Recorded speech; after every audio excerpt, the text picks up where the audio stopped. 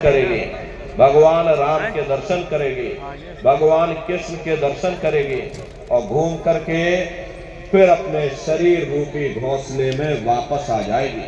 प्रेमी भाई बहनों, ये ब्रह्मा विष्णु महादेव जिनकी सारी दुनिया पूजा करती है, अरे आप सभी लोग ब्रह्मा विष्णु और महादेव की पूजा करते हो और पूजा करते करते आपका ये जीवन बीत गया, जिंदगी तुम्हारी बीत गई, एक लोक का वर्णन नहीं हो पाएगा।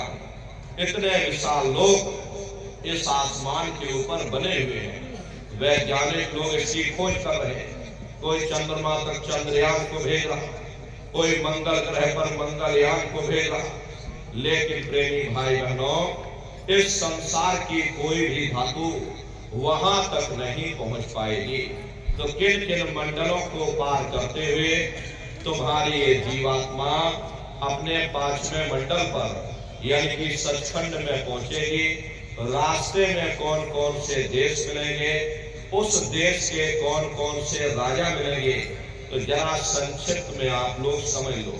प्रेमी भाई बहनों, जब आप लोग भजन करोगे और जब घंटे और शंख की आवाज को सुनोगे तो उसी घंटे शंख की आवाज को पकड़ करके ये जीवात्मा ब्रह्मांडों की चढ़ाई करती है। मान लो आप किसी जंगल में खो गए और चारों तरफ अंधेरा ही अंधेरा हो, कोई रास्ता आपको नजर ना आ रहा हो, तो आप किसी टापू पहाड़ या पेड़ पर चढ़ करके और वहीं से आवाज लगाते हो कि भाई कोई हमारी आवाज को सुन रहा हो तो कृपया करके हमको रास्ता बताओ। मान लो किसी व्यक्ति ने आपकी आवाज को सुना और उसने आपको आवाज दी कि भाई हम तुमको ये आवाज दे रहे हैं, तुम इस आवाज को पकड़ करके और तुम हम तक पहुंच जाओ।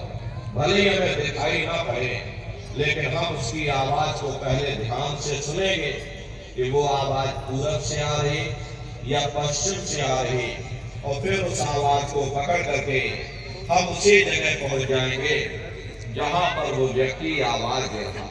ठीक उसी प्रकार से इस हरि मंदिर के अंदर, इस मानव मंदिर के अंदर वो परमात्मा आवाज दे रहा। जब ये जीवात्मा उस आवाज को सुनेगी तो उस आवाज को पकड़ करके ये जीवात्मा वहीं पहुंच जाएगी जहां वो परमात्मा बैठ करके आवाज दे रहा।